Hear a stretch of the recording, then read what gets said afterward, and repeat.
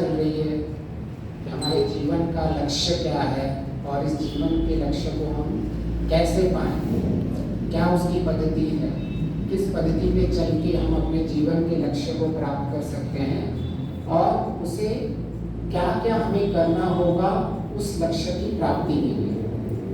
तो हमने अब तक तो हम सब इस पे जितना भी हमने विवेचन किया, हर मनुष्य का एक ही लक्ष्य है, संपूर्ण दुख की निवृत्ति और संपूर्ण सुख की प्राप्ति। सो हमें अत्यंत दुख की निवृत्ति चाहिए होती है और हमें अत्यंत सुख की प्राप्ति। तो हमने ये विश्लेषण किया था कि आखिर ये हमें मिलेगा कैसे। तो हमने डिफरेंट समाज के प्रैक्टिकल एग्जाम्पल्स लिए, कुछ शास्त्रों के प्रमाण लिए और प्रैक्टिकली हम डे टू डे लाइफ में, ऑफिस में, दिनचर्या में कैसे वो हम अपने जीवन के छोटे छोटे लक्ष्य को प्राप्त करते हैं और वो लक्ष्य कैसे हमसे डे टू डे लाइफ में रिलेटेड है। तो हम जिस स्थान पर यहाँ बैठे हुए, यहाँ ऐसी कृपा है महर्षि की कि जहाँ केवल शाब्दिक ज्ञान की कोई ज़्यादा वैल्यू नहीं है। यहाँ हम प्रैक्टिकल कि जो मैं सुनता हूँ, जो मैं करना चाहता हूँ, वो कैसे मेरे जीवन में उसका परिवर्तन होकर मुझे लाभ मिले। केवल मैं सुन के, और वो लॉजिकल रीजनिंग से दूर नहीं होना चाहिए, वो साइंस से परे नहीं होना चाहिए, जो साइंस के अनुकूल चीजें होनी चाहिए हमारे जीवन में। ऐसा नहीं कि मेरे शास्त्र कुछ और कह रहे हैं और मेरे साइंटिस्ट कुछ और कह रहे हैं, जहाँ मेरा डिफरेंट ज्ञान अलग अलग से विपरीत पड़ रहा हो और हमें और संशय लगे। ये बहुत ही सिंपल एंड स्ट्रेट फॉरवर्ड। आप खुद ही प्रैक्टिकल करके देखिए, प्रैक्टिकल में आप इसका लाभ उठाइए और देखिए जीवन में परिवर्तन हो रहा है, सुख की और हमारा आगे बढ़ रहा है, दुख की निवृत्ति हो रही है, तो इसको अपनाइए। अदरवाइज आप खुद ही फिर उसको होल्ड में रखिए, फिर ज्ञान को लीजिए। तो बहुत ही सिंपल तरीके से हमने इतना विश्लेषण किया था कि कैसे हम अपने जीवन में दुख की निवृत्ति और सुख की प्राप्ति कर सकते हैं। और हमने ये भी ऑलमोस्ट विश्लेषण किया था, दुख की निवृत्ति और सुख की प्राप्ति तो हम सब करते ही रहते हैं, मुख्यतः से अत्यंत दुख की निवृत्ति जिसमें मैं पूर्ण अपने दुखों से दूर हो सका, और जिस चीज में सुख की पराकाष्ठा। अभी एक होता है कि कैसे हम आनंद को डिफाइन करें, तो आनंद को बहुत ही सिंपल तरीके से हम समझ सकते हैं, जिस सुख की निरंतरता हो, मतलब जो सुख निरंतर हो, कभी खत्म नहीं हो, और उस सुख की क्वांटिटी एंड क्वालिटी बढ़ती जानी चाहिए। तो ये वेद के यजुर्वेद में भी आता है, ये उपनिषद में भी आता है, वहाँ आनंद को पूरा डिस्क्राइब किया हुआ है कि कैसे हमें ईश्वर से आनंद मिलता है, कितना मिलता है उसका भी कुछ अंदेशा दिया हुआ है। कैसे एक आनंद को, 100 मनुष्य के आनंद को, एक आनंद को डिफाइन किया। वैसे बहुत ही सिंपल है, लेकिन हम बहुत एक सिंपल तरीके से कहेंगे, कोई भी सुख में जो निरंतर चले। आप प्रैक्टिकल करके देख लीजिए, आप मर्सिडीज में बैठे हो, क्या मर्सिडीज आपको निरंतर सुख दे रही है? प्रैक्टिकल। क्या आप नए घर में बैठे हो, क्या नया घर आपको निरंतर सुख, जहाँ सुख खंडित नहीं होना चाहिए मेरा। आपकी जॉब वो सब जगह देख लीजिए और ऐसा कुछ मिल जाए आपको तो आप उसको प्राप्त कर लीजिए, छोड़ दीजिए ईश्वर को। अगर आपको ऐसा कोई मिल जाए पदार्थ, एग्जाम्पल, जिसमें निरंतर सुख और सुख की पराकाष्ठा हो, आप ऐसे ढूंढिए, और हम सब ढूंढ रहे हैं, हम सब उसके लिए प्रयास कर रहे हैं। और अगर आपको ऐसे प्रैक्टिकल में दिख रहा है तो उसका भी प्रैक्टिकल कीजिए। तो महर्षि दयानंद बहुत ही लॉजिकल रीजनिंग और बहुत ही सिंपलेस्ट वे में सब चीजों को समझाते थे। कुछ वो तो मतलब ऐसा गुरु कोई देखा होगा आपने जो खुद कहता है कि अगर मुझ में भी कोई कमी हो तो मेरे वो गुण मत लेना, वेद को पहले फॉलो करना। वरना आजकल तो आप कहीं भी चले जाओ, सबसे पहले तो बोलते मैं हूँ, जो मैं बोल रहा हूँ उसको सुनो। लेकिन आज हम ऐसे गुरु के सानिध्य में यहाँ बैठे हुए आर्य समाज में, जो कहता है अगर आपको मेरी बात लॉजिकल रीजनिंग से, साइंस से, बेसिक कॉमन सेंस से विरुद्ध लगे तो उसको मत लो। लेकिन आज तक हमको ऐसी कोई चीज मिली नहीं है। अगर कोई ढूंढना चाहे लेकिन कर सकते हैं, अगर लोगों को ढूंढना है तो उसमें भी ढूंढ सकते हैं। तो इतनी परिपक्वता थी महर्षि में। तो हमने अब तक ऑलमोस्ट ये जो जितना भी हमने विश्लेषण किया और विवेचन किया, और किसी भी रिसर्च में, किसी भी आउटपुट में, किसी भी प्रोडक्ट को लॉन्च करना होता है तो सबसे पहले उसमें रिसर्च करनी होती है कि इसका फायदा क्या है, इसका नुकसान क्या है, इससे कितनी मुझे लाभ हो रहा है, कितना मुझे हानि हो रहा है उस चीज़ से। तो ये सेम चीज़ हम अपने जीवन के ऊपर कर रहे हैं कि ये जीवन जो हमारा प्रोडक्ट है जिसे हमें जीना है, इसमें मुझे कैसे मैं इस जीवन में लाभ के साथ जीऊँ और कैसे इस जीवन में मैं हानि से बचूँ। तो जितना भी हमने अब तक का विश्लेषण किया उसमें एक शब्द कॉमन आया, विवेक कह लीजिए, विद्या कह लीजिए, कि अगर मुझे दुख की निवृत्ति करनी है तो उस दुख का कारण क्या मिला हमें? अविवेक। मतलब मैं पिछले श्रृंखला को कंटिन्यू कर रहे हैं। अभी तक हमने बोला दुख का कारण क्या मिला? अविद्या, अविवेक, अज्ञान, अंतर्करण की अशुद्धता, ये सारे सेम शब्द थे। और फिर सुख की प्राप्ति कैसे होगी? विवेक से, विवेक ख्याति, विज्ञान, ये सारे सब सुने। तो सिंपल में सुख चाहिए जीवन में, आनंद चाहिए तो मुझे विवेक चाहिए, और मुझे दुख को हटाना है तो मुझे अविवेक और अज्ञान को हटाना है। तो अब तक हम अपनी सीरीज में यहाँ तक कंक्लूड हो चुका था कि उसमें हमें कोई भी भ्रांति नहीं थी कि इसके अलावा कुछ और भी हो सकता है। बहुत ही सिंपल कि मुझे अपने जीवन में अगर दुख की निवृत्ति करनी है तो उसका कारण है अविद्या, अविवेक, और सुख की निवृत्ति करनी है, मुझे आनंद को प्राप्त करना है, सुख की पराकाष्ठा को प्राप्त करना है, तो उसका एक ही है विद्या। तो अभी हम आज ही उस पर आगे और विश्लेषण करेंगे कि ठीक है, अभी हमें वो पक्का हो गया कि इसके अलावा भी कोई डाउट नहीं है या इसके अलावा कोई और बिंदु नहीं बचा हुआ है कि जिससे मैं अपने जीवन के लक्ष्य में कहीं मुझे भ्रांति पड़े। क्योंकि जीवन में प्रयोजन इतना इम्पोर्टेंट नहीं होता है, उसके साथ साथ प्रोसेस भी होनी चाहिए, विधि भी हमें पता होनी चाहिए कि आखिर हम कहाँ जुड़े हुए हैं, जिस जुड़ाव से हम अपने लक्ष्य को प्राप्त कर सकते हैं। तो इसी तरह से जैसे हम नॉर्मल इंडस्ट्रीज में स्टैंडर्ड होता है कि जो भी हमारा पर्पस होता है उसके पीछे डिफाइन किया जाता है, what is the process to achieve that purpose.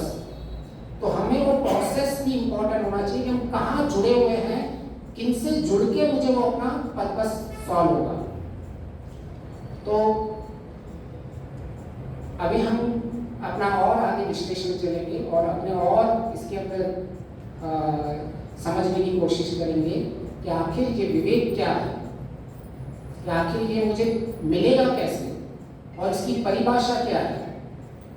तो हर्षाला जी हमेशा कहते रहते हैं हम जितना भी सुने, जितना भी करें, कुछ अंश में हमारे जीवन में ये हमें उतारना चाहिए।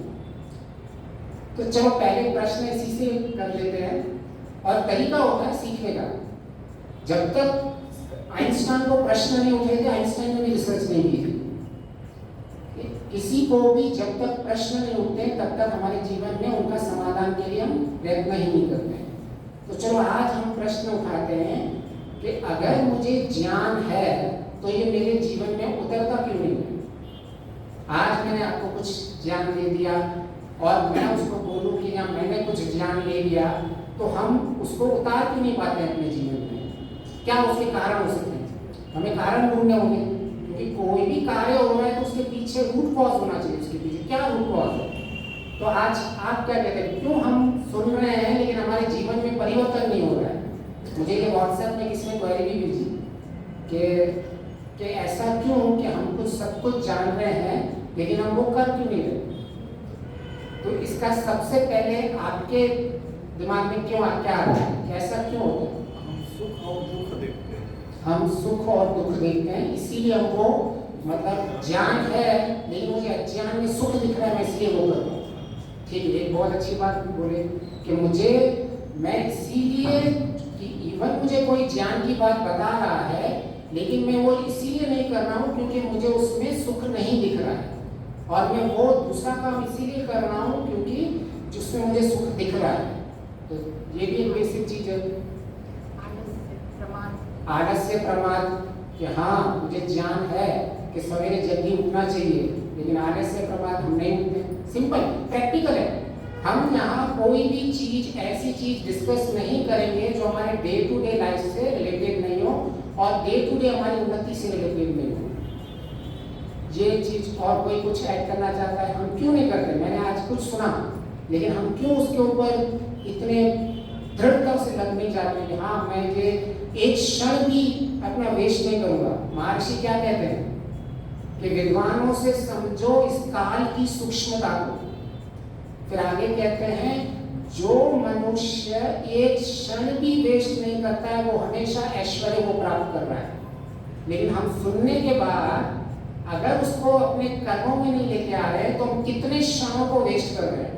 वहां तो एक क्षण की बात चल रही है, सुनने के बाद अगर हम क्रियात्मक नहीं हो रहा है तो ये बहुत प्रश्न बहुत गंभीर है कि ठीक है मैंने इतने सारे शब्द ज्ञानों का भंडार लगा दिया है, पता नहीं हम सब सेम चीज कितने सालों से सुन रहे हैं। मुख्य वो नहीं है कि हम क्या सुन रहे हैं, मुख्य अभी प्रश्न हम वहां सैचुरेशन में पहुंच गए हैं कि इतने सुनने के बाद भी क्यों नहीं हो रहा है। मैं आपको कोई नई चीज नहीं बताने वाला हूँ, लेकिन इसका उत्तर अगर हम कलेक्टिवली मिलकर ढूंढ सके कि भाई इतना जानते हुए भी यम नियम साढ़े 20-25 साल से 30-40 लोग से सब जान रहे हैं, लेकिन क्यों? प्रश्न उधर आ रहा है। एक तो इन्होंने उत्तर दिया, एक आलस्य प्रमाण और हाँ जी समझ नहीं रहे, जान तो रहे लेकिन समझ नहीं रहे, मान भी नहीं रहे। इसका मतलब कि हमें अभी तक उसका तत्व ज्ञान नहीं हुआ है, केवल हम ऐसे मान सकते हैं कि जानकारी हो गई है, जिससे हम सिंपल बोलते हैं इंफॉर्मेशन, हमारे पास इंफॉर्मेशन। जी आपने सब कुछ दिया, हाँ सब कुछ सुना दिया हमें, लेकिन मेरे पास प्रैक्टिस कुछ नहीं है। दूसरा है अगर नहीं है तो बेकार है, सब बेकार। बहुत बढ़िया कि हमारे पास सब बेकार है। शब्दों के भंडार तो बहुत निकले हुए हैं, लेकिन हम उसको प्रैक्टिकल नहीं करते थे। किसी ने फिजिक्स में समझाया, केमिस्ट्री को समझाया, अभी मेरे को किसी ने मैथ समझाया कि 2 + 2 4 है, यहाँ 4 - 2 2 है, तो मैंने किसी को 100 रुपए दिए तो उसको मैंने माइनस करके मुझे 50 रुपए मिले, मुझे वो पता ही नहीं है प्रैक्टिकल का, लेकिन मैं मैथ्स को पढ़ता जा रहा हूँ तो उस मैथ्स का कोई काम नहीं। तो एक वो आया कि हम बहुत शब्दों के ऊपर बहुत ज्यादा एकांकिक हो जा रहे हैं, शब्द हमारे लिए इंपॉर्टेंट हो गए, लेकिन अंतिम स्थिति अगर को मैं बोलूँ तो क्या होती है अंतिम स्थिति में, कोई बताएगा? ऋषि क्या कहते हैं? अंत में न शब्द रहता है न ज्ञान रहता है, केवल अर्थ रहता है। राइट? तो हम अंत का क्यों इंतजार कर रहे हैं? अगर कोई बोले असंप्रज्ञा समाधि में केवल अर्थ रहता है, ऋषि ने स्पष्ट कर दिया, उसमें तो हमको डाउट नहीं होना चाहिए। तो अभी से ही हम शब्दों को, अर्थों को क्यों नहीं समझ पा रहे हैं? तो प्रैक्टिस हमें आज से करनी पड़ेगी। किसी शब्द का अर्थ समझना है, उसकी मीनिंग क्या है, उसका कॉन्टेक्स्ट क्या है, उसका पर्पस क्या है। तो और महर्षि ने तो स्पष्ट किया है, आप बड़ी बड़ी कितनी भी बड़ी बड़ी बातें, भक्ति की बातें कर लो, उपासना की बातें कर लो, ज्ञान की बातें कर लो, उपासना का बीज बोया जाता है यम नियमों से। अगर हमने उपासना का बीज तक नहीं बोया और हम उसके आगे बढ़ते जाए तो नहीं कर पाएंगे। और सत्यार्थ प्रकर्ष में तो स्पष्ट बता हुआ है कि अगर उपासना योग को किसी को आरंभ करना है तो उसमें भी प्रैक्टिकली करना है। तो कहीं भी हमें जिस भी अंतिम स्थिति में आप एंड अभी कहाँ तक भी पहुंचे हो, आपका कितना भी विश्लेषण हुआ हो, लेकिन स्टार्ट तो हमको भी क्लियर है ना, यम नियम तो क्लियर है ना कि हमें प्रैक्टिकल करना पड़ेगा। ठीक है, अंत की अवस्था भी हम देखेंगे कि जिसको जितना समझ में आया है वो उसको अंत में उतना उतना वो उसका लाभ होगा, लेकिन इसमें हमें कोई संशय नहीं। बहुत बढ़िया। तो वो ये सब चीजें आप में से निकल रही, मैं कुछ नहीं बोल रहा हूँ, आप ही अपने आप को और कितना अच्छे, मतलब बिल्कुल प्रैक्टिकल है, सुख दुख की बात, प्रैक्टिकल आलस्य प्रमाद की बात, कि हमें ज्ञान जिसको हम समझ रहे हैं वो ज्ञान है ही नहीं, केवल जानकारी लेवल पे है। तो ये भी एक प्रैक्टिकल है। किसी को और कुछ ऐड करना है? सोचते हैं हमारी क्षमता नहीं है ये करने की, ये दूसरे लोग करेंगे, हम तो बहुत लिमिटेड है। तो हमें अपने कि हम अपनी क्षमता को ही अंडर एस्टिमेट कर लेते हैं कि हमें चाहे तो हम के संकल्प से, आत्मबल से क्षमता को बढ़ा के कर सकते हैं, उसको एग्जीक्यूट कर सकते हैं, लेकिन कहीं ना कहीं हम उसको खुद को ही अंडर एस्टिमेट करके और उसके आगे नहीं बढ़ते। जी मनीष जी। लाभ है दुनिया में। हाँ, ये बहुत ही ये इम्पोर्टेंट एक पॉइंट है। हम उस चीज का लाभ नहीं जानते हैं जो चीज करने को हमें बोली जा रही है। और मैं इसको उल्टा करके बोलूँ, जो भी लिखे, हम उस चीज की हानि नहीं जानते हैं कि जो चीज नहीं करेंगे तो हमको कितना नुकसान होगा। हम ऐसा कोई काम नहीं, अगर हम ऐसा कह रहे हैं कि मैं आज कुछ सुना रहा हूँ या हम कुछ सुन रहे हैं, और अगर हम ऐसा कह रहे हैं कि मैं प्रयास तो बहुत कर रहा हूँ लेकिन मैं कर नहीं पा रहा हूँ, तो उसका मुख्य कारण यह है कि हमें उसकी हानि पता नहीं है। आप ऐसा कोई काम नहीं करते हो जिसमें आपकी हानि हो। हम पलक भी नहीं झपकाते। जब ये आइस को नीचे करते हैं तो ये एक्चुअली फ्लूइड का काम करती है आइस, कि क्यों मैं ऐसे कर रहा हूँ, क्यों आइस में ड्राइनेस आ जा रही है। तो हमें ये इनवॉलेंट्री भी हमको पता है, भले हमको वॉलेंट्री शब्दों में नहीं पता हो, लेकिन इनवॉलेंट्री ऐसा बना हुआ है कि हमने जो काम कर रहे हैं उसके पीछे अगर कोई लाभ नहीं है तो हमको इतना सा काम भी हमारा नेचुरली नहीं हो रहा है। वो अलग बात है, हमें पता हो नहीं पता हो अलग बात है, लेकिन उसके पीछे ज्ञान वही है। अगर हम कर रहे हैं वो चीज़ पे तो उसका नेचुरल कोई पर्पस है। तो वो भी आ गया एक। चलो, इतनी इंपॉर्टेंट पॉइंट्स हैं। अब तो नेक्स्ट टाइम जब कोई बोलेगा कि भाई हम अपने व्यवहार में उतारे तो एटलीस्ट उनके हमको कारण में पता चले। एक और पॉइंट, हमें बैरियर तोड़ने का भय रहता है। भय, ये भी बहुत इंपॉर्टेंट है कि हम जिस कंडीशनिंग में अभी हैं, जिस परिस्थितियों में हैं, उससे बाहर निकलने का भय रहता है कि अगर मैंने ये यहाँ से कुछ बाहर निकला तो क्या मेरा नुकसान हो जाएगा, क्या मेरी हानि हो जाएगी, कहीं मैं गलत रास्ते पे तो नहीं जा रहा हूँ। तो ऐसे भय को सिंपलेस्ट तरीका है प्रैक्टिकल करके देखिए जो सामने वाला बोल रहा है। सिंपल, मैंने एक चीज बात बोली, आप उस पर चिंतन मनन कीजिए, उसमें आपको सही लगे तो उस पर चलिए, और नहीं सही लगे तो फिर प्रश्न उठाइए। जब तक आपको उसका उत्तर नहीं मिले तब तक उस पर प्रश्न उत्तर करिए। लेकिन जहां आप स्थिति में हो उसको स्वीकार करके मत बैठ जाओ, उसमें आप प्रश्न करो। जिस भी स्थिति में हो, जहां भी हो, किसी भी संस्था में हो, किसी भी आपके जीवन का कोई भी लक्ष्य हो, आप ऑफिस में भी हो सकते हो, कोई भी चीज अगर वहां समझ में नहीं आती है तो प्रश्न पूछो, और वहां जाओ जहां तुम्हारे प्रश्न पूछना ओपन माइंड से पूछा जा रहा है। वहां जाओ कि जहां आपके प्रश्न को पूछा जा रहा है, प्रश्न को जहां आप पूछ रहे हो और आपके प्रश्न के उत्तर के लिए वो ओपन माइंडेड है, स्वीकार। जैसे महर्षि कहते थे, उनका तो पूरी शैली प्रश्न उत्तर से ही बताई थी, और तुरंत कहते हैं ठीक है, अगर आपको किसी भी लेवल पे मुझ में कोई कमी दिखती है तो वेद को फॉलो करो। इतना ओपन माइंडनेस होना चाहिए जिससे आप जुड़े हुए हो। अगर वो बहुत संकुचित माइंड वाले लोग हैं जिनकी आप साथ में सुने हो, ना आपकी प्रगति होगी, उल्टा वो आपको लेके डूबेंगे साथ में। तो अपने जीवन में इसीलिए विवेक जो हमने अब तक विश्लेषण किया वो बहुत जरूरी है। आपको कुछ बोलना और कोई पॉइंट कि क्या मतलब ऐसी चीज है कि जिसमें मतलब अब तक जो किया वो सबसे बेस्ट पॉइंट्स, मतलब मुझे आगे एक्चुअली लेके जाने की जरूरत ही नहीं है कि हम ये प्रश्न पूछ रहे हैं क्यों शब्द ज्ञान व्यवहार में नहीं आता है। एक और, हाँ जी, धैर्य नहीं रख पाते। धैर्य। तो इनडायरेक्टली जब धर्म का पहला लक्षण आ जाएगा तो धर्म के 10 लक्षण सारे आ जाएंगे। हम पेशेंस ही नहीं है।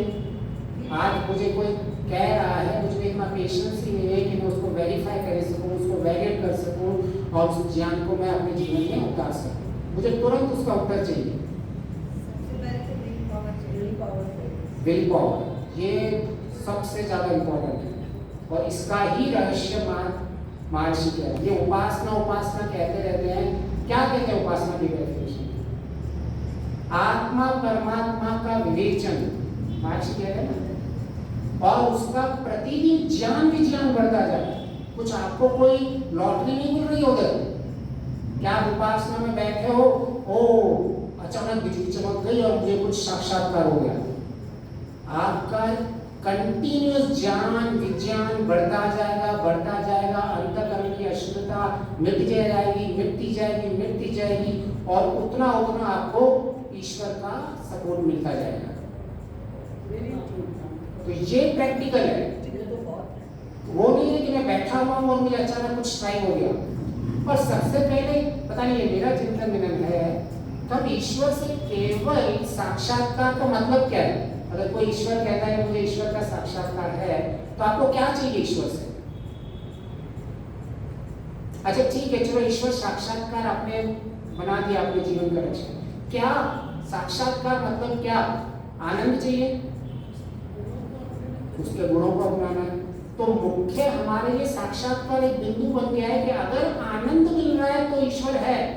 हम इतने मतलब ही बन चुके हैं कि मुझे मेरी अगर आनंद मिल रहा है तो ईश्वर है। ईश्वर का और कोई गुण हम देख ही नहीं पा रहे हैं।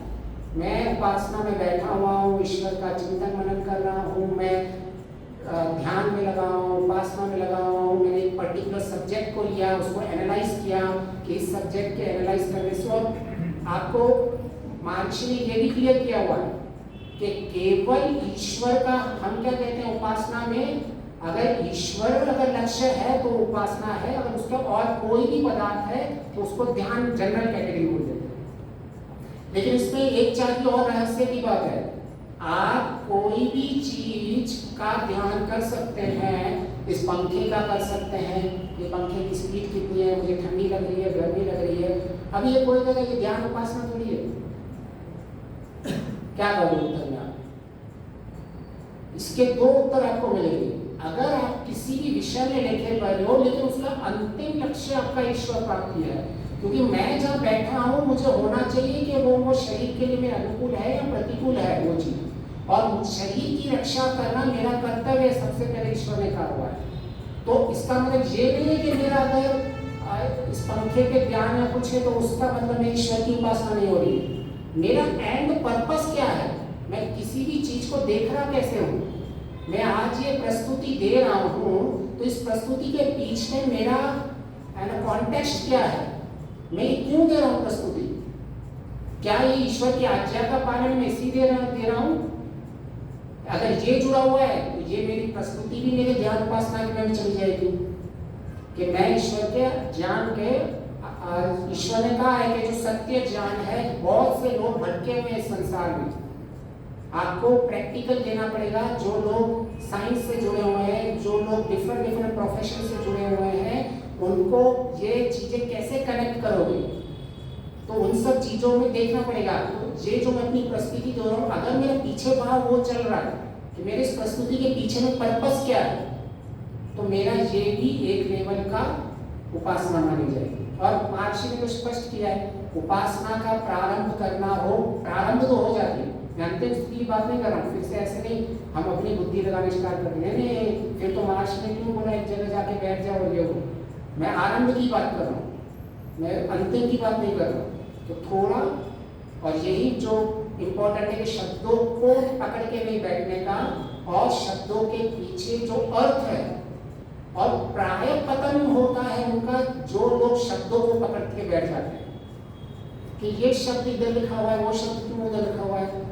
ऐसे देखोगे तो आपको महर्षि में भी विरुद्धाभास लिखेगा, महर्षि के शब्दों में बहुत से लोग उस पर चिंतन मन करें, देखो महर्षि ने यहाँ ऐसा लिखा हुआ है, वहाँ ऐसा लिखा हुआ है, वहाँ कह रहे हैं कि गुण कर्म स्वभाव, स्वभाव में ऐसा लिखा हुआ है, और उसको उत्तर दे रहे हैं कि ये सकाम गुण और निर्गुण और सगुण की बात कर रहे हैं। यहाँ तो स्वभाव बोल रहे हैं और वो निर्गुण सगुण की बात कर रहे हैं उत्तर में। तो आपको क्यों शब्द प्रदान होगा, तो आपको महर्षि को भी तो डिस्कशन में बैठ जाओगे, और जनरली ऐसे डिस्कशन में चली जाती है। तो हमारे जीवन के अंदर बहुत ही सिंपल है। आज मैं एक ऐसा शब्द, मैंने पहले भी यूज किया हुआ उस शब्द को, अगर उस शब्द को कोई भी अपने जीवन में उतार देता है, अगर वो पकड़ लेता है, तो उसको कोई भी जीवन में कोई भी उसमें सॉल्यूशन उसको प्रॉब्लम में मिल सकता है। वो कभी भी, कोई भी कितना भी बड़ा प्रॉब्लम हो, अगर वो वाली दृष्टि रखता है, वो वाली बुद्धि रखता है जो मैं बताने वाला हूँ, तो उसको जीवन में कभी न कोई संशय रहेगा ही नहीं। तो keep listening, just I want to make sure that selective is so ठीक है ना। तो सुनना मिलेगा, वो शब्द आएगा, और मैं कह भी चुका हूँ, और आपके लिए शायद कोई बड़ी बात भी नहीं हो, लेकिन वो मेरा विवेचन है, मेरा विश्लेषण है कि जितनी भी मैं रिसर्च कर रहा हूँ, मैं जितना भी इस डायरेक्शन में जा रहा हूँ, क्योंकि मैंने कई बार एक सारांश बनाने की कोशिश की है। तो मैं जब भी सारांश बनाने बैठता हूँ तो मेरे ऐसे पहले सोचता हूँ कि एक ही स्लाइड में और एक ही डॉक्यूमेंट के पेज में हो जाए, लेकिन उसको जब ऐड करता जाता हूँ ऐसे 50 पेज। एक बार तो मेरी स्लाइड बन गई थी, 200 स्लाइड्स बन गई थी, और मैं स्टार्ट कर रहा था कि मैं किस तरह से सारांश तक पहुँचूँ। तो वो नेचुरल है। तो हमको वो देखना है कि किस तरह से हम मिनिमम सिंपलेस्ट में सिंपलेस्ट मेरे डे टू डे लाइफ का समाधान हो सकता है। ना मैं इतनी कॉम्प्लेक्सिटी में पढ़ूँ, ना मैं इतने इस शब्दों के माया जाल में फंसूँ। बहुत शब्द आपको कॉन्फ्लिक्ट कर सकते हैं, और अलग अलग लोग से अलग अलग आप सुनोगे तो और आप में कन्फ्यूजन पैदा हो सकता है। तो कैसे मैं सिंपलेस्ट वे में लाइफ को जीऊँ, उसका सिंपलेस्ट यही है कि जीवन में ज्ञान विज्ञान बढ़ाते रहो, ज्ञान विज्ञान बढ़ाओ और उनके कारण ढूंढो। तो हमने इनके कारण ढूंढे कि हमारे जो ज्ञान को हम सुन रहे हैं वो व्यवहार में क्यों नहीं आ रहा। तो आई थिंक पहली परिभाषा तो हमने कवर कर ली, विवेक की पूर्ण परिभाषा हमें पता नहीं आ रहा होगा। ठीक है, आई थिंक यहाँ लूज है। टाइमर था ऑफ हो गया। अच्छा वो ठीक है। एनीहाउ अगर ऐसे ऑब्स्टेकल्स आते हैं and how still we are focused, that's our testing. तो we try on that. So now हमने समझ ली कि हमें कोई पूर्ण परिभाषा नहीं पता होती है जो भी हम ज्ञान को प्राप्त करने की कोशिश करते हैं। और एक और चीज है, चलो उसमें ऐड कर देते हैं। आई थिंक ऑलरेडी आप लोगों ने बहुत कुछ बता चुका है। एक चीज आती है मलिन चित्त, और मतलब सीधा इसका 1 to 1 मैच करें कि क्यों रुकता नहीं है, तो ऋषि कहते हैं मलिन चित्त में कोई उपदेश रुकता नहीं है। और अगर मैंने कुछ बोला और आपका पहले से ही अज्ञान से आप भरे हुए हैं, तो हो सकता है मैंने जो ज्ञान दिया हुआ है उस ज्ञान का आप उल्टा ज्ञान कर दो। तो मलिन चित्त में जो बीज उग भी रहा है वो विकृत बीज उगता है। तो अभी कई बार कहते हैं ना कि मैं इतना सुन रहा हूँ, विवेक की बातें कर रहा हूँ, लेकिन मेरी बुद्धि में क्यों नहीं आ रहा है, तो इसका ये बहुत बड़ा है। इसीलिए ऋषि क्या कहते हैं, जीवन में अगर सबसे पहले आपका कोई भी मुक्ति का लक्ष्य हो, सुख प्राप्ति का लक्ष्य हो, सबसे इंपॉर्टेंट है, महर्षि ने क्या हुआ है, अंतःकरण की शुद्धता सबसे उत्तम मार्ग है। कोई बात कुछ नहीं करना है, बहुत ही सिंपलेस्ट वे है। मलिन चित्त है तो आपको शब्दों में आपको बातें बड़ी बड़ी करते रहोगे। जैसे मैं यहाँ खड़ा हूँ, मैं बातें बड़ी बड़ी करूँ, अब कोई मेरे से प्रश्न पूछ जाए और मुझे लगे कि भैया ये क्या फालतू की बात कर रहा है, और मैं उसमें अपना बिहेवियर ही खराब प्रकट करूँ, क्या आपको ऐसे और इस तरह से बात हो, तो मेरा व्यवहार बेसिक चीज़ों से मुझे पता चल रहा है कि मेरा ज्ञान कैसा है। ऐसा नहीं होता है किसी को कि मेरा ज्ञान कुछ हो और मेरा व्यवहार कैसा हो। तो हमारे जीवन के अंदर मैं कितनी भी बड़ी बड़ी बातें कर लूँ, अगर मैं छोटे से आपके प्रश्न उत्तर बन रहे हैं या किसी का कोई व्यवहार बन रहा है और मैं अपने आप को उस वक्त ज्ञान की स्थिति में नहीं ला पा रहा हूँ, तो मेरा चित्त मलिन है, मेरे अंदर बहुत अज्ञानता है, मैं फुल मलिनता से भरा हुआ हूँ, भले मैं आप बातें बड़ी बड़ी कर रहा हूँ। और ये वाली चीज़ बहुत ही डेंजरस होती है, सबसे ज़्यादा डेंजरस है। कोई साइंटिस्ट है जिसकी बात कुछ याद आ रही है आपको इससे, स्टीफन हॉकिंस की, सबसे बड़े साइंटिस्ट है ना वो, उन्होंने कहा क्या, उन्होंने कहा कि जो भी, उन्होंने बहुत ही सिंपलेस्ट में कहा कि नॉलेज जो है, biggest enemy of the knowledge is not ignorance, means अज्ञान, ज्ञान का अभाव इतना बड़ा आपका दुश्मन नहीं है, but it is the knowledge which is the wrong knowledge, जिसपे हमारा मिथ्या ज्ञान होता है। और स्पेसिफिकली बोलूँ तो इल्यूजन ऑफ नॉलेज यूज कर, जिसे मुझे लग रहा है मैं शब्द बड़े बड़े यूज कर रहा हूँ, हाँ मैं बड़े बड़े लेके आऊँगा शब्दों को और बड़ी बड़ी बातें करूँगा, विवेक का, हाँ विवेक कैसे होता है, विवेक की बातें, लेकिन मेरे अंदर इल्यूजन बना हुआ है, तो मुझे ज्ञान है लेकिन मुझे ज्ञान नहीं है। और वो इतना बड़ा साइंटिस्ट जो अभी की चीजों में बोल के रखा है, और हमारे ऋषियों ने कई साल पहले ये बात कह चुकी थी कि ज्ञान इतना खतरनाक दुश्मन नहीं है, अज्ञान मतलब ज्ञान का अभाव की बात कर रहा हूँ, अज्ञान नहीं है, जितना मुझे लग रहा है कि मैं ज्ञानी हूँ। तो मैं तो एक्चुअली सबको एक ही कैटेगरी में रखता हूँ, कोई साइंटिस्ट हो या कोई आज का पंडित विद्वान हो, अगर जिसमें जितना जितना व्यवहार है वो पंडित विद्वान है, वो कोई भी हो सकता है। कल में बहुत बड़े जिसमें जितना शब्द ज्ञान व्यवहारिक है, बहुत ही सिंपलिस्ट, मुझ में नहीं है वो व्यवहारिक, तो मैं कोई बड़ी चीज़ नहीं कर रहा हूँ, कोई बड़ी बात नहीं है। लेकिन हमें मेक श्योर करना चाहिए कि हम छोटी छोटी चीज़ों को व्यवहार में उतरता जाए। बीज बोते हैं, बीज बोतना बहुत इम्पोर्टेंट है और इसमें कोई कॉम्प्लेक्सिटी नहीं है। हमने चीज़ों को शब्दों के माध्यम से बहुत कॉम्प्लेक्स बना दिया है। ये शब्द इधर क्यों यूज किया हुआ है, ये शब्द उधर क्यों है, वो शब्द उधर क्यों है, ऐसा शब्दों को समझने के लिए लाइफ स्किल्स की शब्द हैं, एडवांस लाइफ स्किल्स के शब्द हैं। मैंने पूरी की पूरी एडवांस लाइफ स्किल्स को पढ़ लिया, मैंने पूरा लाइफ सब इंटर रिलेटेड है, कहीं भी कहीं विरोधाभास नहीं दिखेगा आपको, बस आपकी दृष्टि कैसी है वो इम्पोर्टेंट है। वो मैं शब्द बताऊंगा उस दृष्टि के बारे में कि किसमें हाँ। तो ये जैसे पंडित जी ने कहा, हम अपनी क्षति, हानि, विनाश, दुख नहीं देखते, और ये बहुत सारे साइंटिस्ट भी बताया हुआ है कि भाई in case if you are not able to see the faults, defaults, और ये हमारे सॉफ्टवेयर इंजीनियरिंग में तो सबसे इम्पोर्टेंट है कि अगर हम अपना जो कोड लिख रहे हैं, प्रोडक्ट बना रहे हैं, उसके अंदर अगर हम किसी भी चीज़ में बग को नहीं देख पा रहे हैं, डिफेक्ट को नहीं देखने पा रहे हैं, तो सारे के सारे बहुत नुकसान हो सकता है उस चीज़ के अंदर।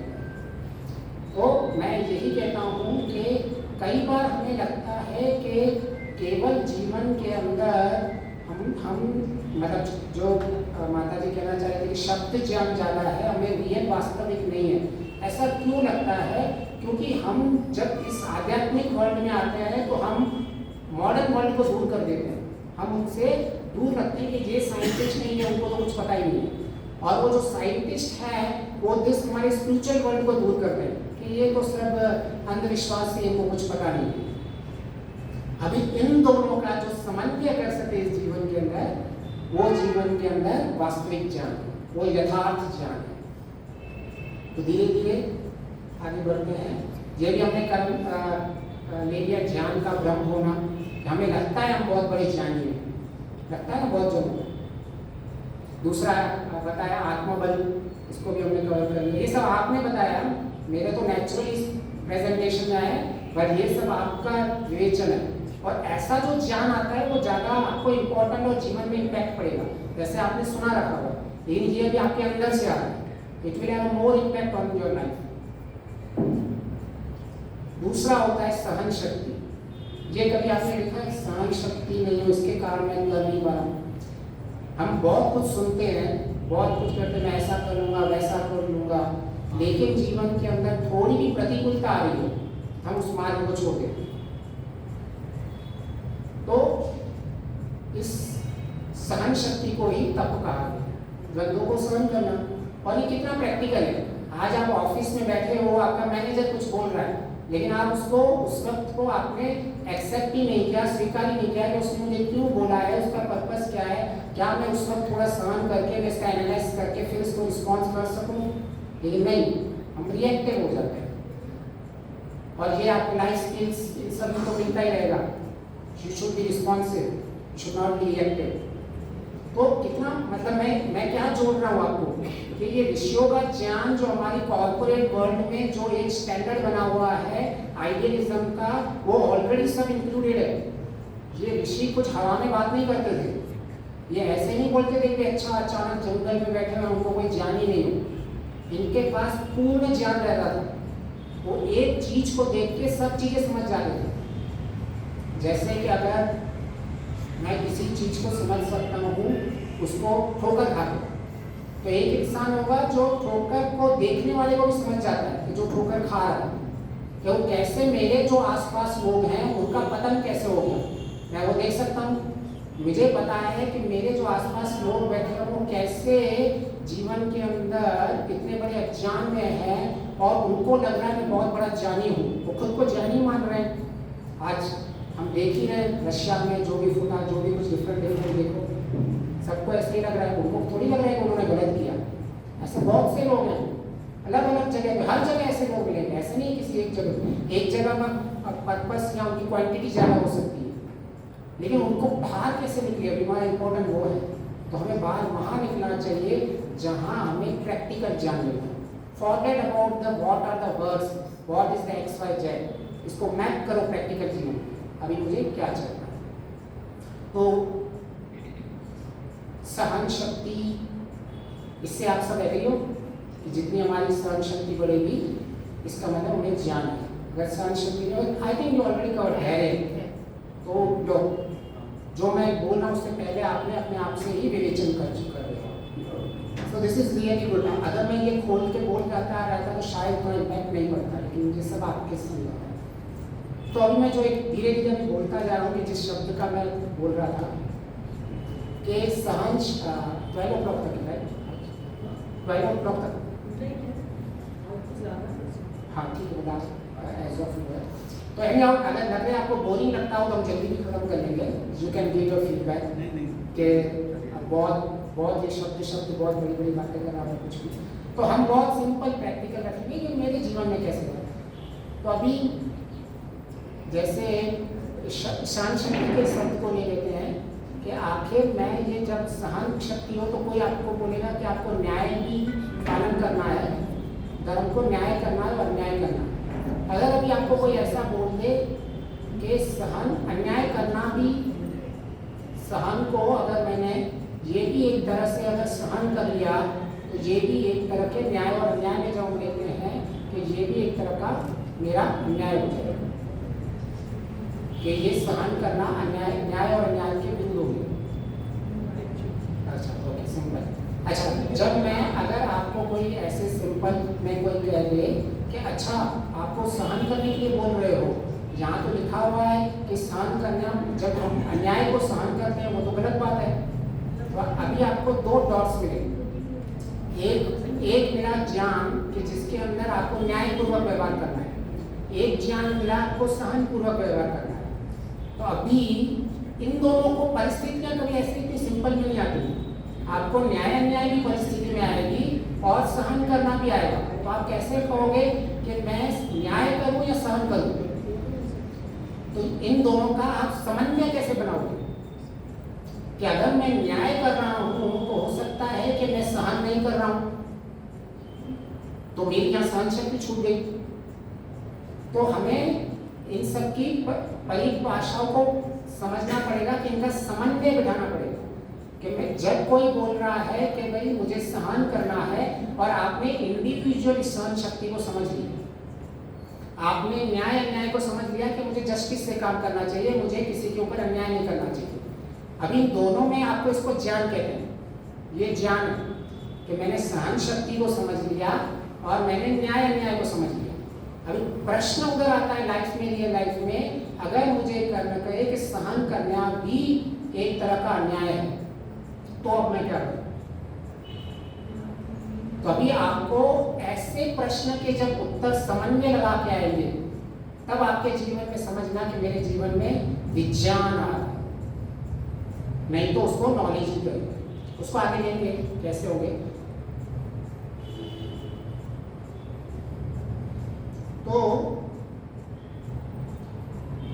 अभी हम सिंपल समझेंगे कि भाई जिस विज्ञान की बात कर रहे हैं, विवेक की बात कर रहे हैं, वो विवेक है क्या, किसको बोलते हैं विवेक, किसको बोलते हैं विज्ञान, किसको बोलते हैं कि हम जीवन के अंदर जो मैं सुन रहा हूँ वो मैंने पा लिया है, वो मेरे अंदर डाइजेस्ट हो चुका है। तो सबसे पहले होता है रॉ डेटा, इसको हम सिंपल इंफॉर्मेशन से समझने की कोशिश करेंगे कि मैं अभी यहाँ इंदिरा नगर के लाइट सोचते हैं कि यहाँ ट्रैफिक सिग्नल है, ठीक है, उस पर रेड, ग्रीन और येलो तीन होते हैं, ऑरेंज बोल दो, रेड बोल दो, जो भी कुछ है। ये तीन है येलो, ऑरेंज और green, yellow, red and green.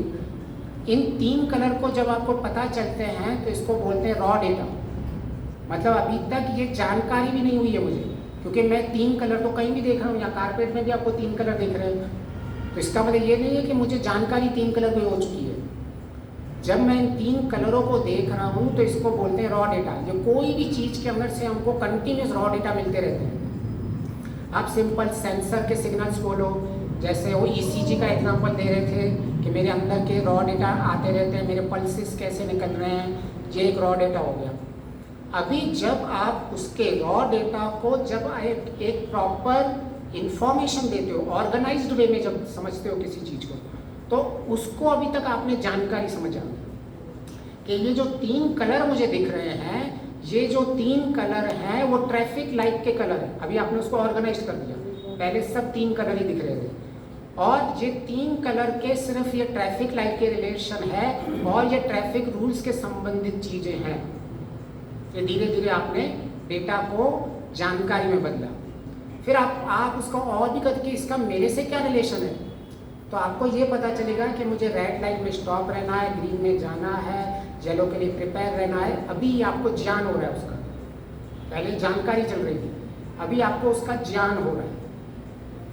अभी मुझे सब पता चल गया कि ट्रैफिक रूल्स होते हैं, ट्रैफिक के कलर्स होते हैं, और यानी इस तरह से फॉलो किए जाते हैं कलर्स का पर्पस।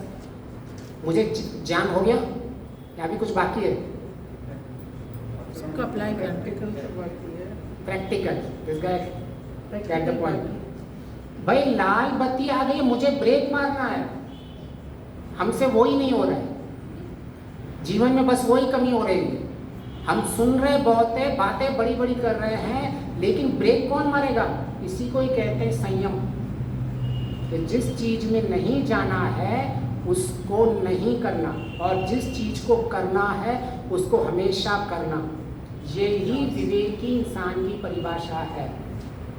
जो छोड़ने योग्य है उसको छोड़ देना, त्याग कर लेना, और जो पाने योग्य है उसको तुरंत पा लेना। तो अगर मैं ट्रैफिक लाइट पे ब्रेक नहीं मार रहा हूँ रेड सिग्नल को देख के, इसका मतलब मुझे कितना भी आप लर्निंग ड्राइविंग में कर लो, कोर्स कर लो, सबको लाइसेंस मिल गया है, लाइसेंस के लिए सब करते हैं ना, 1 2 3 ऑब्जेक्टिव क्वेश्चन आंसर सब करते, कितने भी कर दो, आपको कभी उस लाइसेंस के मुख्य का ज्ञान नहीं होने वाला है जब तक मैं ट्रैफिक रूल्स को एक्सप्लिसिटली फॉलो नहीं करता हूँ। तो अभी एटलीस्ट में समझ में आ गया ना ज्ञान किसको कहते हैं। अगर ज्ञान मतलब क्या, तो ज्ञान का मतलब वही है, और उसको मार्क्सी ने बहुत ही सिंपल चीज में बताया गया है, बहुत ही सिंपल में, जो ज्ञान कर्म उपासना है उसका यथार्थ उपयोग करना। ये विज्ञान की परिभाषा बताना, ईश्वर से लेके छोटे छोटे चीजों का यथार्थ बोध होना। मार्क्सी के शब्द है साक्षात बोध, वो अनुभव में आना चाहिए। ये मैं मार्क्सी के शब्द कह रहा हूँ कि भाई किसको भी अगर ज्ञान बहुत लग रहा है, मैं बहुत ज्ञानी हो रहा हूँ, ज्ञानी हो रहा हूँ, और शब्द ज्ञान में अगर वो जाता जा रहा है, तो जीवन में अगर उसकी बहुत हानि हो सकती है। तो इसीलिए माता जी ये रिक्वेस्ट हमेशा करती रहती है माई माता जी कि आप सुन तो रहे हो, थोड़ा थोड़ा अपने जीवन में उतारते रहिए, और वो ही वास्तविक ज्ञान है। मेरे हिसाब से तो मैं तो उसको बाकी सबको सात्विक एंटरटेनमेंट बोलता हूँ। कहीं भी मिल जाए ईश्वर की बातें कर लग जाने का, धर्म की बातें कर लेने का, सिर्फ बातों में जिनका मतलब, एक जो होते हैं लोग वास्तविक में उनका पर्पस होता है, लेकिन एक लोग होता है जिनको इस एंटरटेनमेंट से मजा आता है। हाँ मैंने आज तो बहुत ईश्वर की बात कर ली, आज तो मैंने और धर्म की बात कर ली, आज तो मैंने बहुत अपने एनलाइटमेंट की बात कर ली, आज तो मैंने बहुत कर लिया, और ये सात्विक एंटरटेनमेंट में वो महाविनाश की ओर जाता है। आपको पहली दृष्टि में ऐसा लगेगा कम से कम मैं बुरी चीजें तो नहीं कर रहा हूँ, उस अगर उतना ही आपको जीवन में लाभ चाहिए तो ऐसा सोच सकते हैं। लेकिन महर्षि क्या कह रहे हैं, एक क्षण भी व्यर्थ नहीं करना। एक क्षण भी अगर आप व्यर्थ कर जो नहीं करता उसी को ही ऐश्वर्य की प्राप्ति होती है। लेकिन वो आपकी अगर नहीं हो रहा, मैंने पहले भी कहा हुआ है कि हमें अपने यथार्थ योग्य व्यवहार करना चाहिए। हम पहले से ही बहुत अधर्म में है, पहले से ही है, तो ठीक है थोड़ा बहुत सात्विक एंटरटेनमेंट कर लीजिए, आपकी पहले से ही नेगेटिविटी है बहुत, आपने आपकी अपब्रिंगिंग ही बहुत नेगेटिविटी हो, ठीक है पॉजिटिव छोड़ बोल के रहिए, लेकिन बोलने से नहीं होने वाला है कुछ। सिर्फ बोलने से के बाद नेक्स्ट स्टेप नहीं लेंगे तो नुकसान ये हो सकता है उसका अहंकार हो जाएगा। तो ये बहुत बड़ी हानि है इस फील्ड में, बहुत बड़ी हानि है कि मैं शब्दों को बोलता जा रहा हूँ, बातें कर रहा हूँ, सात्विक एंटरटेनमेंट में बिजी हूँ, बड़ी बड़ी बातें कर रहा हूँ, अरे मैं यहाँ प्रस्तुति दे दी मैंने आर्य समाज में, अरे लकी तेरे व्यवहार में क्या है वो इम्पोर्टेंट। सब कोई भी जीवन के अंदर किसी भी चीज में प्रैक्टिकल नहीं हो पा रहा है तो जीवन में काम नहीं कर पाएंगे, अपने जीवन के लक्ष्य को प्राप्त नहीं कर पाएंगे। ठीक है, अभी और भी हम सूक्ष्म चलते हैं तो ये समझ में आ गया कि विजडम क्या है, विज्ञान क्या है, where what we call as actual wisdom, कि कब मेरे जीवन के अंदर मैं जीवन को जो सुन रहा हूँ उसके जीवन में लेके आऊँ।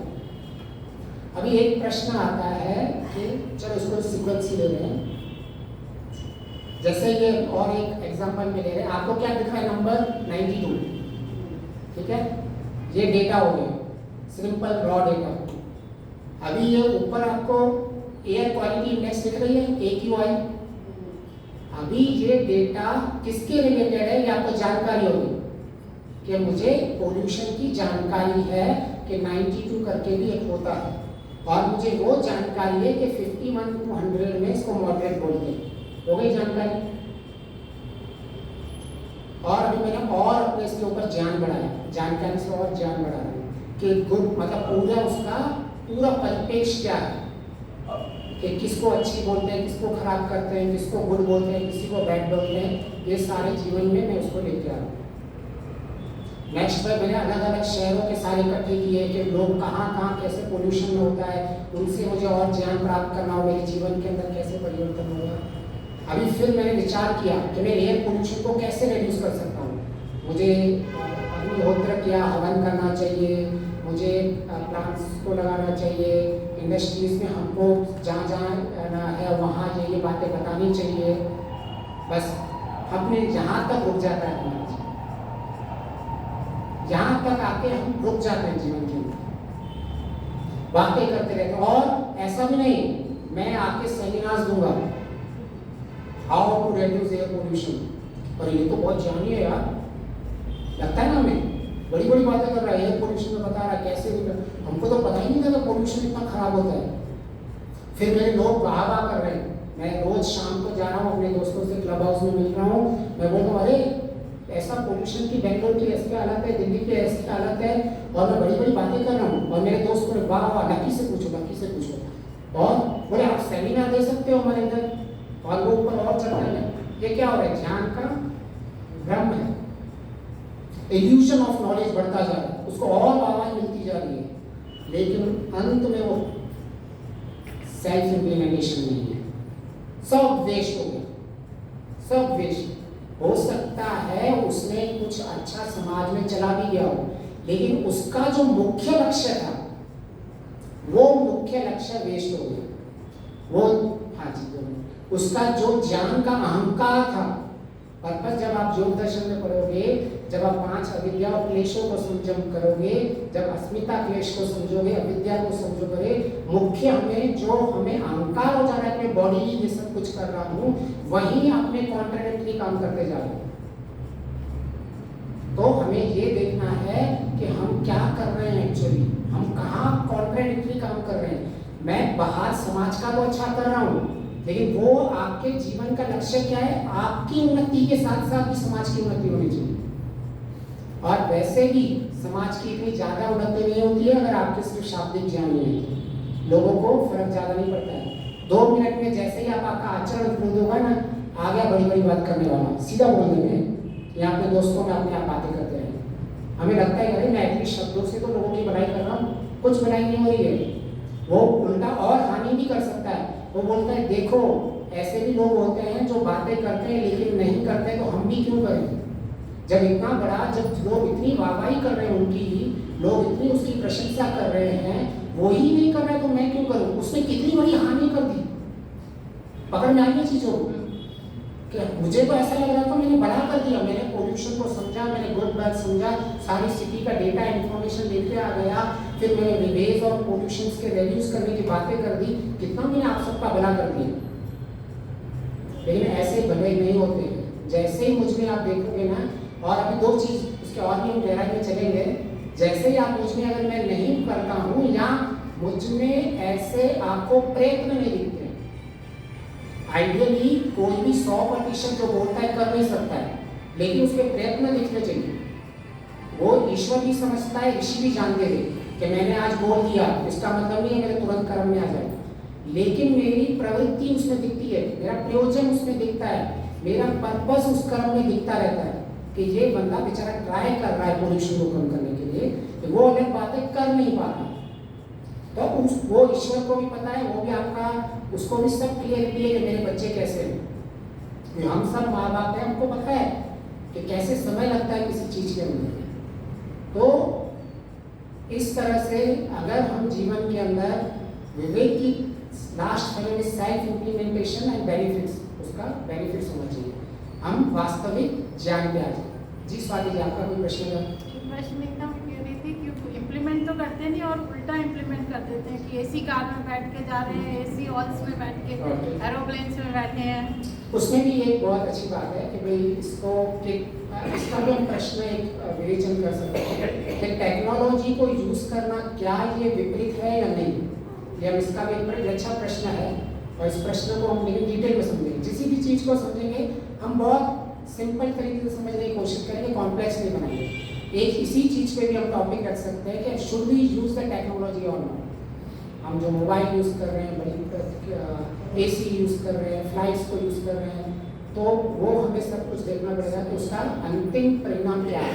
नहीं, मैं कह रही थी उस कॉन्टेक्स्ट में कि हम हाँ। एयर पोल्यूशन की बात कर रहे हैं, कॉन्फ्रेंस हो रही है डेवोस में, और carbon carbon emission at time हो रहा है, तो आपको देखना पड़ेगा what is you are doing actually. आपने उसको अगर कुछ चीज़ जो अपरिहार्य है, आपने उसके क्या कॉन्टेक्स्ट में आप क्या कर रहे हो, जहाँ आप अपरिहार्य है आपसे कुछ कर नहीं सकते हो, आप बोल नहीं सकते हो सारे पेड़ बंद हो जाए, आप कर नहीं सकते, तो आप क्या कर सकते हो, आप क्या पेड़ उगा सकते हैं जो मेरे हाथ में। क्या मैं ऐसा कुछ कर सकता हूँ जो टेक्नोलॉजी में कंट्रीब्यूट कर सकता हूँ, जहाँ मैं इंडस्ट्रीज में जाके लोगों को बता सकता हूँ कि आप कार्बन को कैसे कम कर सकते हो। You should be very introspective होना चाहिए आपको। तो मैं क्या कर रहा हूँ मुझे वो देखना पड़ेगा। जो मेरे लिए है ना अपरिहार्य है, वो एटलीस्ट मुझे पता है कि ये गलत है, लेकिन मेरे कंट्रोल में नहीं है। लेकिन मेरे कंट्रोल में क्या है मुझे अभी वो देखना पड़ेगा, उसका मुझे भुगतना पड़ेगा, मैं भुगतूंगा। और आई विल एक्सेप्ट इट कि सब समाज के कारण मैं भुगत रहा हूँ, और सामाजिक प्राणी हो तो भुगतना पड़ेगा भी, और उसको हंसी हंसी होगी, एंजॉय कर। और इसका तो उपाय पता ही दिया है, मुक्ति मोक्ष है उपाय आपके पास। कोई पोल्यूशन नहीं होगा, कुछ नहीं होने वाला है। एक चीज है उसमें भी इतनी श्रद्धा नहीं आएगी। मैं अंतिम में आने वाला था कि उसमें सबसे पहले हम बातें तो कर लेते हैं, उसमें श्रद्धा कैसे आएगी। तो हम कर रहे थे कि जो भी चीज़ें होती है बहुत ही सिंपल हमें चीज़ों को समझना है, तो हमने विवेक को बहुत ही सिंप्लीफाई वे में समझने की कोशिश की। आगे कुछ और मैं लेना चाहता था, तो okay, so should I continue more 15 minutes? If you are okay, if you are not feeling bore then I can continue, otherwise फिर से वही हो जाएगा कि शाब्दिक ज्ञान बढ़ जाएगा। Okay, I got a proceed, thanks guys. So ठीक है, ईच स्टेप में हमारी वृद्धि होती जाती है इसके अंदर। मतलब हर एक डेटा को अगर हम और उसके अंदर डालेंगे तो इन्फॉर्मेशन बनेगी, इन्फॉर्मेशन में और डिटेल बनेगी तो नॉलेज होता है, नॉलेज और डिटेल जाता है तो हमारा तत्व ज्ञान होता है। तो ये इंक्रीमेंटल है, तो इसमें हमें ज़्यादा उसका टेंशन नहीं लेना चाहिए इस चीज़ के अंदर। मुझे ज्ञान तो आ गया, चलो उस टॉपिक को पहले ले लेता हूँ कि अभी, और इस टॉपिक को लेने के लिए यूजुअली कि मुझे ज्ञान तो है लेकिन अभी मैं कर नहीं पा रहा हूँ, तो इसमें हानि क्या है? ठीक है, मैं नहीं कर पा रहा हूँ, लेकिन किसी को ऐसा भी तो हो सकता है ना कि मुझे ज्ञान तो है लेकिन मैं नहीं कर पा रहा हूँ, इसमें कौन सी बड़ी बात? तो ऐसे के लिए बोलते हैं कि वो इंसान महाविनाश की ओर जा रहा है। अभी हम समझ सकते हैं कि भाई कैसे मैं अगर ज्ञान है लेकिन कर नहीं पा रहा हूँ तो मैं मैं महाविनाश की ओर जा रहा हूँ, एक चीज वो है। दूसरा ये है कि एक तो है फिर सामने वाले लोग और इंटेलिजेंट हो जाते हैं ये सुनने के बाद कि अच्छा ये तो मैं ज्ञान प्राप्त ही नहीं करूँ। अगर ऐसी कोई कंडीशन मेरे पास दो चीज आ जा रही है कि मैं ज्ञान प्राप्त कर रहा हूँ लेकिन उसको व्यवहार में नहीं ला रहा हूँ, तो ये मेरे लिए नुकसान है। तो अगर और फायदे की क्या बात है कि मैं ज्ञान को प्राप्त ही नहीं करूँ, ऐसा भी आ सकता है ना। और ऐसा आता ही है, मैंने लोगों का साक्षात्कार सुना हुआ है। अच्छा आप ऐसा कहते हो कि ज्ञान का अगर मैं व्यवहार में नहीं ले जाऊंगा तो उसकी मुझे हानि भुगतनी पड़ेगी, तो लेकिन मैं इसलिए ज्ञान को ही प्राप्त नहीं करूँ। उसका सिंपल आंसर है कि इसका ये होगा कि अगर हमारी ज्ञान प्राप्त नहीं करेंगे तो भी हानि है। अगर आपने ज्ञान प्राप्त नहीं किया तो भी हानि है, ज्ञान प्राप्त करके आपने व्यवहार में नहीं लिया तो भी बड़ी हानि है। तो अभी इसको सिंपल में समझेंगे। ये तो ऐसे ही बात हो गई कि जैसे मैंने अपना कैरियर स्टार्ट किया, कोई नॉर्मल जैसे सिंपल कोई सॉफ्टवेयर इंजीनियर का केस बनता है, तो वो सीनियर सॉफ्टवेयर इंजीनियर कब बनता है? जब उसका ज्ञान जब था एज ए सॉफ्टवेयर इंजीनियर, और सीनियर सॉफ्टवेयर इंजीनियर तभी बना, उसकी प्रगति उन्नति तभी हुई जब उसका ज्ञान बढ़ा। जब लोग फर्स्ट स्टैंडर्ड में होते हैं, सेकंड स्टैंडर्ड में क्यों जाते हैं? तो अगर आपकी बुद्धि ऐसे चल रही है कि मैं ज्ञान से व्यवहार में नहीं ले पा रहा हूँ, इसके अच्छा ज्ञान प्राप्त नहीं करूँ, तो आपको ये सारी हानियां भुगतनी पड़ेगी, वहीं के वहीं रह जाओगे जीवन के अंदर, कोई उन्नति नहीं होने वाली है। और आज के जीवन में ही देख लो, एआई सॉफ्टवेयर इंजीनियर सुनाई किसी ने कि आजकल सॉफ्टवेयर इंजीनियरों की धीरे धीरे जरूरत ही नहीं पड़ने वाली है, आपका एआई ही सॉफ्टवेयर इंजीनियरिंग कर देगा। तो मुझे किसी ने प्रश्न पूछा तो लकी तेरा क्या होगा? तो मैं बोला मेरा कुछ नहीं होने वाला है, क्योंकि जो ये सॉफ्टवेयर इंजीनियरिंग है, ये एआई है, अभी तक ये मेरा सेवक ही है।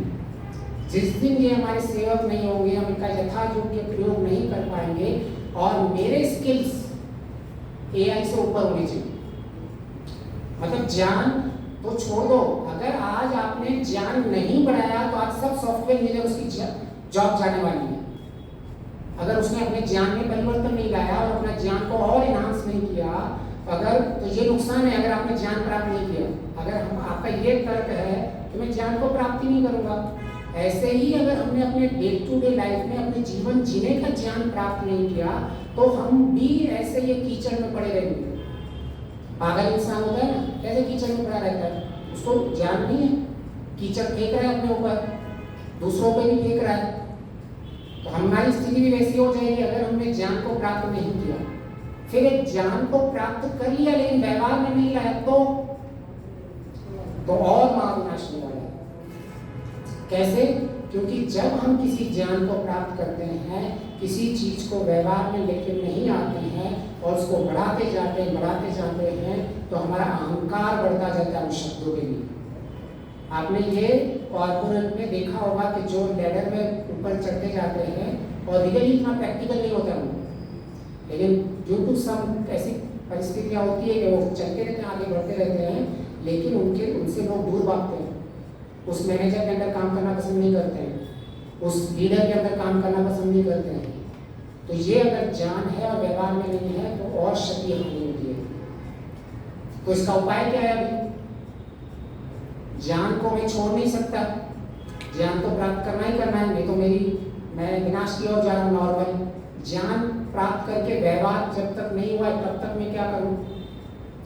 तो इसका बहुत ही सिंपल है, समन्वय ये लगाना है, बहुत ही सिंपलिस्ट है कि आप ज्ञान के व्यवहार की प्रवृत्ति हमेशा बनाए रखें। आपकी हर एक प्रवृत्ति हो वो व्यवहार के लिए हो। प्रवृत्ति is the enough to move forward, कि उसका आपको नुकसान नहीं है, क्योंकि ये श्योर है कि आपने ज्ञान प्राप्त किया, उसको समय लगेगा व्यवहार में आने में। तो इसका मतलब जब तक मुझे इस व्यवहार में समय लग रहा है तब तक मैं प्रवृत्ति धीरे बीज बोता रहूं, आगे बढ़ता रहूं, मेरे काम उस डायरेक्शन में चलते रहे।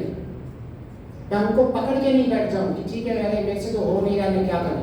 ठीक है, मैं कल 100 झूठ बोलूंगा, यम नियम में बोलना है कि सत्य का पालन करना है, तो मैं आज एक बार सत्य बोलूंगा, यहाँ मैं सत्य बोलने का प्रयास करूंगा, बस ऐसे आपकी प्रवृत्ति कंटिन्यूस बनती रहनी चाहिए, तो आप विनाश से बच जाओगे। एक तरफ आप यहाँ जो आपकी उन्नति नहीं हो रही थी ज्ञान करने से, उससे बच गए, दूसरे जो ज्ञान के अहंकार थे उससे भी बच गए, और आपकी डबल साइडेड लॉटरी खुल गई। Otherwise it may be reverse process. और ऐसे दिखेंगे भी आपको शब्द ज्ञानी, बहुत दिखेंगे आपको शब्दों के ऊपर ही सारे। अभी हम उसके आगे भी चलेंगे कि कैसे विवेक में शब्दों को समझा जाता है, कैसे शब्दों की किन किन कॉन्टेक्स्ट में समझा जाता है, कैसे एक शब्द की कोई वैल्यू होती है, किस सामंजस्य में शब्द क्या कह रहा है। और ऐसा भी हो सकता है कि मैं जो हमारी एक ट्रेडिशनल वे में जैसे हम बड़े हुए हैं, हमने केवल ऐसा समझ के रखा है कि जो ज्ञान प्राप्त होता है वो ट्रेडिशनली श्रवण सिर्फ शब्दों से ही होता है, ऐसा हमने मान के रखा हुआ है। फिर शास्त्रों में आता है भूतेषु भूतेषु विचिन्ति धीर।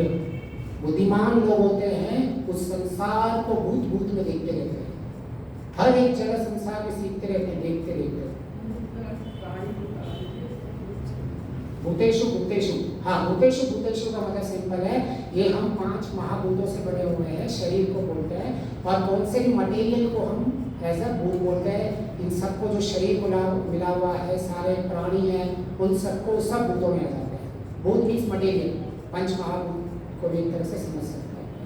तो शास्त्र में कहा हुआ है, ये बिल्कुल प्रमाण है उपनिषद का, कि लोगों को अगर वो भी मुक्ति तक पहुंच सकता है, लेकिन हमने क्या समझे रखा है कि जब मैं श्रवण चिंतन मनन निधिध्यासन साक्षात्कार की बात करता हूँ, श्रवण मतलब कोई शब्द ही होना चाहिए, श्रवण मतलब मैं ये जो देख रहा हूँ मतलब ये होना चाहिए। श्रवण बहुत ऊपर की चीज है, आप देख देख के ही समझ सकते हैं सबको कि कौन, जैसे लास्ट टाइम आया था सांख्य में, पिता और पुत्र को देख के ज्ञान हो जाता है, तो आपको कैसे भी ज्ञान देख के, ऐसे ही जब आप संसार को देखते हो तो संसार को क्या कहा गया है, ईश्वर को क्या बोलते हैं यजुर्वेद में, कवि कहा गया है ना, तो ये संसार क्या है, उसका काव्य है।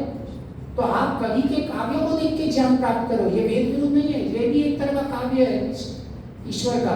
नहीं, हमने अपने आप को शब्दों की माया जाल में फंसा के रखा हुआ, तभी हमारी व्यवहार में नहीं आएगा। आपको फिर से डाउट होने लग जाएगा, अरे ये शब्द तो ऐसे कह रहा है, ये शब्द तो ऐसे कह रहा है। तो लास्ट 4 मिनट बचे हैं, अगर किसी को कोई संक्षिप्त में प्रश्न है तो पूछ सकता है, फिर हम 5 मिनट में विराम करें। कि ऐसा कुछ मैंने बोला हो कि जो विपरीत लग रहा हो आपको, कि नहीं ये तो मुझे लॉजिकल रीजनिंग नहीं लग रही है, या मैं अपने डे टू डे लाइफ में इसको, या कोई भी नहीं कर सकता है में, ऐसा कुछ बोला हो मैंने, क्योंकि ऐसा हो सकता है कि मुझे भी कुछ इम्प्रूवमेंट की जरूरत हो, but I do my good amount of research before coming here, otherwise मुझे उसका भुगतना पड़ेगा। अगर डेटा, क्योंकि ये डेटा रिकॉर्डिंग हो रही है, रिकॉर्डिंग जा रही है, इतनी जगह जा रही है, तो कोई भी कभी भी कोई प्रश्न पूछ सकता है आपने, तो मेरे पास डेटा सबका इकट्ठा है, I can speak what was the data behind. आपको साइंस का चाहिए तो साइंस का ये डेटा है, आपको शास्त्रों का चाहिए तो शास्त्रों का ये डेटा है, आपको उसके अलावा कोई और भी चीज लाइफ स्किल्स का चाहिए तो लाइफ स्किल्स का ये डेटा है। तो मैं ऐसे बता सकता हूँ जितना मुझे पता है, तो मैं अपना सिर्फ पुरुषार्थ कर रहा हूँ, तो उस चीज के अंदर बस मेरे लिए वही है। हो सकता है मुझे और अभी विवेक करना हो, लेकिन मैं इसीलिए अभी तक मुझे सेटिस्फेक्शन मिलेगा क्योंकि मेरे उसमें पुरुषार्थ हो रहा है। लेकिन मैं जानता हूँ कि मैं पूर्ण अवस्था में नहीं पहुंचा हूँ, मेरा अभी पूरी परिपक्वता में नहीं है, मुझे बहुत सारी अभी कमियां हैं। इसका मतलब ये नहीं है कि भाई मेरा अभी ज्ञान को प्राप्त करना मैं बंद करूँ, डर जाऊँ, और अभी मैं ज्ञान व्यवहार में नहीं पा रहा हूँ तो क्या कर पाऊंगा। ये प्रवृत्ति चल रही है, मेहनत चल रही है, पुरुषार्थ चल रहा है, जितना मिले जितना है, जहाँ जहाँ सीखना होगा। कोई अगर प्रमाणों से मुझे कुछ बता रहा है तो स्वीकार कर लेंगे, फिर कोई बस वहाँ से शब्द लेके पूछेगा, वहाँ से शब्द लेके पूछने वाले कोई भी पूछ सकता है कि काली भैंस सफेद दूध क्यों दे रही है, कोई भी पूछने प्रश्नों में कोई कमी है। तो अगर प्रमाण है क्या है तो हम उस पर डिस्कस कर सकते हैं, और म्यूचुअल डिस्कशन से एक दूसरे का ज्ञान विज्ञान बढ़ता रहेगा। उपासना में भी आप परमात्मा के साथ बैठ के ज्ञान विज्ञान बढ़ा रहे हो, उसके साथ समिल बैठ के, तो आप अपना ज्ञान विज्ञान हमारा कंटिन्यूस चलता रहेगा। तो अगर मौका मिलेगा तो हम इसको और कंटिन्यू करेंगे।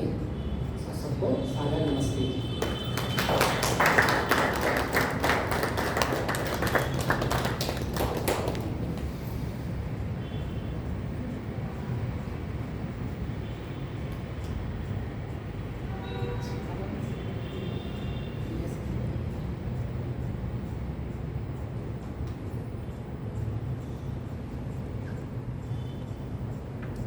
अच्छा, मैं जस्ट मैंने बोला था तो बोलना पड़ेगा मुझे कि वो शब्द है समन्वय, समन्वयात्मक बुद्धि, समन्वयात्मक दृष्टि। जब सब हम इस समन्वय से चीज़ों को समझने लग जाते हैं तो आपको धीरे धीरे मैं चिंतन मनन के लिए आपके लिए छोड़ देता हूँ। तो हम इस चीज़ को आगे कभी भी डिस्कस कर सकते हैं कि कैसे समन्वय दृष्टि मेरे जीवन के सारे प्रश्नों का हल दे देती है और उत्तर मिल जाता है। धन्यवाद। Okay, thank you.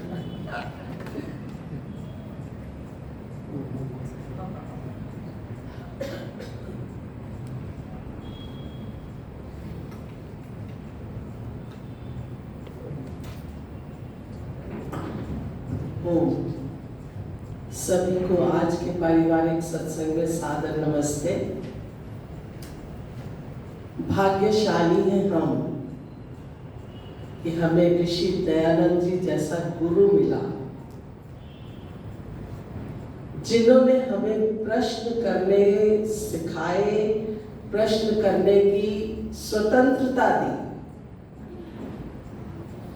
और उसी के परिणाम स्वरूप हमारे बीच इस तरह की प्रवृत्ति वाले युवा लोग हैं।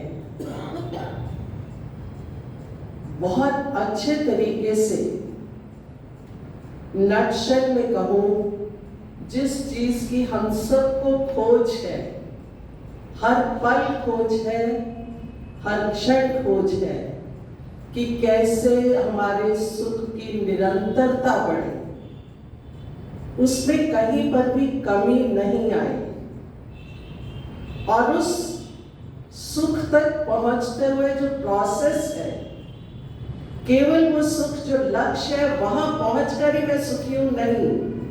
The process is also to be enjoyed. वो जो रास्ता है, जो तरीका है, उसको करते हुए भी मुझे आनंद मिले, मुझे सुख मिले। ये जो विचारधारा है, ये ऋषि दयानंद ने हमें दी। हमारे ऊपर जन्मों जन्मों तक उनका जो है कर्ज रहेगा और उस कर्ज को हम अपनी समाज के प्रति उतार सकते हैं अगर हम उसे थोड़ा थोड़ा क्रियान्वित रूप में ले आए। यम नियम मैंने पहले भी बिल्कुल स्पष्टता से कहा था कि मुझे छोटे होते ही लगता था कि ये यम नियम तो सिर्फ याद करने हैं कि यम 5 है, नियम 5 है, ये सब इतना काफी है। और जब मुझे समझ आई कि वो तो खोखला ज्ञान हो जाएगा, वो तो अभिमान हो जाएगा कि हाँ मुझे पता है यम नियम। हर दिन हर पल जब हम इस बात को याद रख लेते हैं कि हमें किसी के प्रति द्रोह की इच्छा भी नहीं रखनी, किसी के प्रति गलत भावना की। हिंसा केवल मारना नहीं है। हम अहिंसा का सीधा साधा शब्द का अर्थ ले लेते हैं कि किसी को मारना नहीं, मन वचन कर्म से इच्छा नहीं करो। इच्छा तक आ गए, करना तो बहुत दूर की बात है।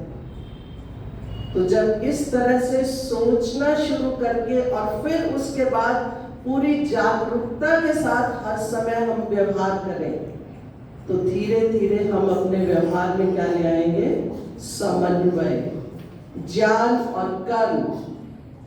आजकल कुछ लोग मुनि सत्यजित जी के उपनिषद सुन रहे होंगे, तो उसमें आया ना अंधन्तमा प्रविशन्ति। अज्ञानी तो अंधकार में जाएगा ही जाएगा, पर जो ज्ञानी है वो और भी अधिक अंधकार में जाएगा। वही बात कि जानने के बाद अगर हम उसमें समन्वय नहीं लाते, उसको प्रयोग में नहीं लाते, जानते बूझते हुए अगर मैंने कीचड़ में पांव रख लिया, एक अंधा व्यक्ति है उसको तो दिखाई नहीं दे रहा, मुझे दिखाई दे रहा है कि आगे गड्ढा है, खाई है, मैंने फिर किया तो मैं तो और भी अधिक अंधतमा प्रविशन्ति। तो बहुत अच्छी बातें बताते हैं यहाँ पर। हम सब भाग्यशाली हैं, हमें सुनने का अवसर मिलता है, पर इस भाग्य को क्रियान्वित रूप जब हम देंगे तब हम वास्तव में भाग्यशाली बनेंगे। और भगवान करे कि हम सब ये बातें जो सुनते हैं उसको व्यवहार में लाना। जितने जितने अंश में हम एक क्षण में या एक महीने में, एक वर्ष में, या मैं कहूँ कि एक जीवन में भी हम विद्वान नहीं, जितना हम कर लेते हैं उतने में ही आगे बढ़ने का हम जरूर एक कदम आगे बढ़े। यही मेरी भगवान से सबके लिए प्रार्थना है। और धन्यवाद करती हूँ लकी कार्यक्रम सी में बैठा होगा। हाँ, तो बहुत बहुत धन्यवाद लकी जी का। बहुत स्टडी करनी पड़ती है, स्टडीज के साथ साथ उस बात को समझना पड़ता है। और अगर मैं कहूँ कि समझने के साथ साथ जब व्यवहार में आता है ना, तब जो बात मुंह से निकलती है वो करती है प्रभावित। अन्यथा किताब पढ़ के खोखला ज्ञान तो हम लोगों ने बहुत इकट्ठा किया हुआ है। तो इतना ही मेरा ख्याल हम सब के लिए काफी है। इतनी समझ हम सब रखते हैं कि यहाँ से हमने लेकर क्या जाना है। जो सुना है उसको कुछ अंशों तक हम अपने व्यवहार में लाना प्रारंभ करें। आज जो